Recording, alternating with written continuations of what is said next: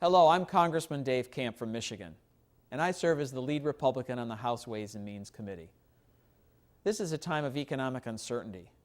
Tens of millions of Americans are either looking for work or have just given up entirely.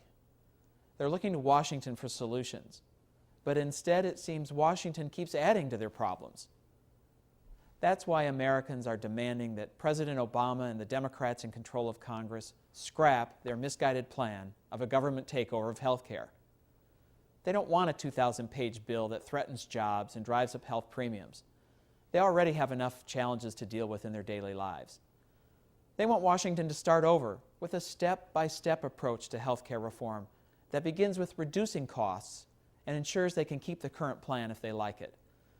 For those families and small businesses looking for a sign that Washington is ready to wake up and find common sense on this issue, next week's White House Healthcare Summit may not be it. In fact, right now, Democrats are continuing to work behind closed doors, putting the finishing touches on yet another massive healthcare bill Americans can't afford and don't want. If it's like Democrats' other healthcare bills, this one will drive up premiums, destroy jobs, raise taxes, slash Medicare benefits, and add to our already skyrocketing debt.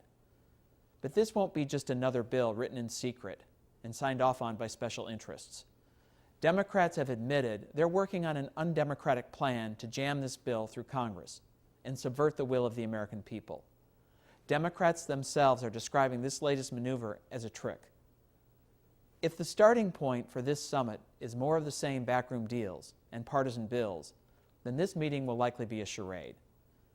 From the beginning, Republicans have listened to the American people and offered reforms that lower health care premiums for families and small businesses.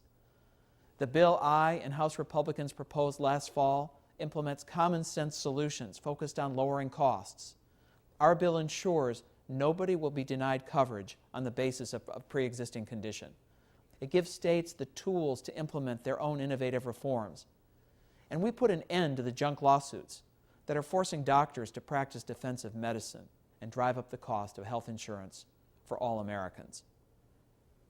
The nonpartisan Congressional Budget Office projects that the Republican health care bill would actually lower health insurance premiums across the board by up to 10%, about $2,000 per year. The Democrat bills do just the opposite. They increase the cost of health care.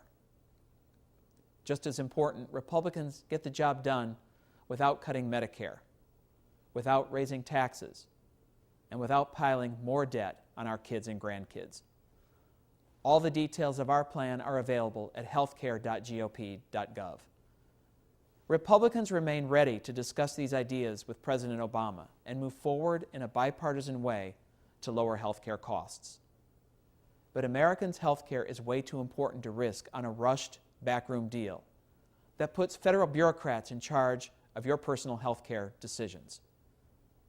Instead of hurting small businesses by forcing them to pay new taxes and meet new regulations, our focus should be on lowering their health care costs so they can expand and hire more workers.